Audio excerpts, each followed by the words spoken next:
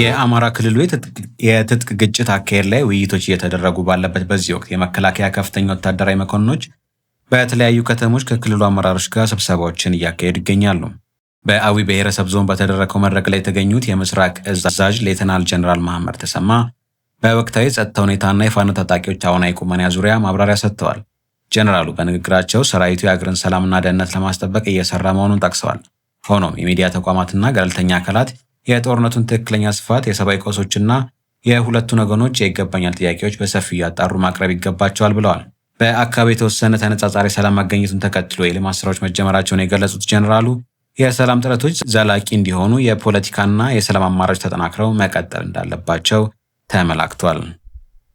በሀገራዊ ምክክር ጉባኤ 250 አባላት ባሉት 16 ስልታዊ ቡድኖች የተደራጁ ተመካካሪዎች ምክክር በዛሬው ዕለትም ቀጥሎ ውሏል።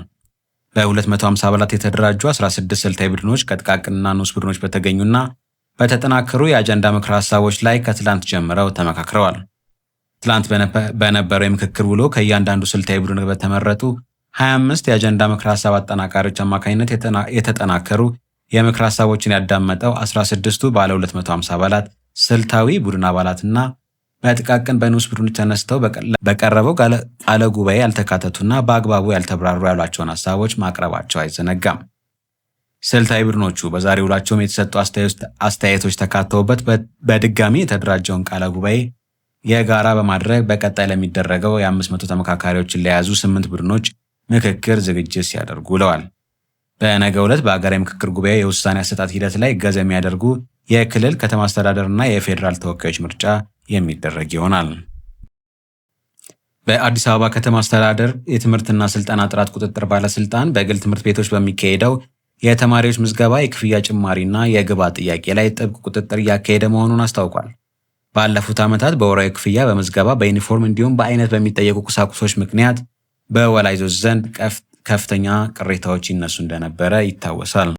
የአሜሪካው ፕሬዚዳንት ዶናልድ ትራምፕ በጋዛ የሚገኘው ሐማስ ሙሉ በሙሉ ትጥቅ እንዲፈታና የእስራኤላዊ ኃይሎች ከግዛቱ እንዲወጡ የሚያስችል ታሪካዊ ያሉትን ስምምነት ይፋ አድርገዋል። ፕሬዚዳንቱ በትሩዝ ሶሻል ሚዲያ ገጻቸው ባሰፈሩት መልእክት ስምምነቱ በደረጃ የሚፈጸም መሆኑን ጠቅሰው ትጥቅ የመፍታት ሂደት ሲጠናቀቅ የእስራኤል ኃይሎች እንደሚወጡና ዓለም አቀፍ ኃይል ከአዲሱ የፍልስጤም ፖሊስ ጋር በመሆን የአካባቢውን ደህንነት እንደሚጠብቅ ገልጸዋል። በሌላ በኩል የሐማስ ከፍተኛ ድርድር ልዑክ አባል ጋዚ ሐማድ እስራኤል አስቀድማ ከጋዛ ሰርጥ ካልወጣች ቡድናቸው ምንም አይነት ትጥቅ የመፍታት እርምጃ እንደማይወስዱ ተናግረዋል።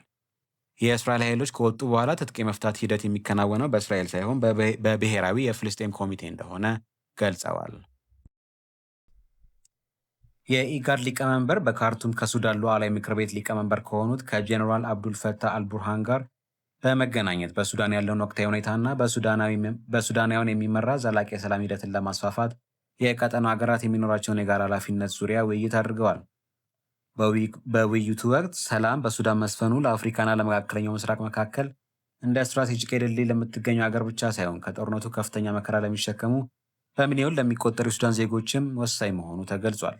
በመጨረሻም ኢጋድ በመግለጫው የሱዳን ሕዝብ የሰላም የመረጋጋትና የመልሶ ግንባታ ጥረቶች በቀጣይነት እንደሚደግፍ ከወዲሁ አረጋግጧል።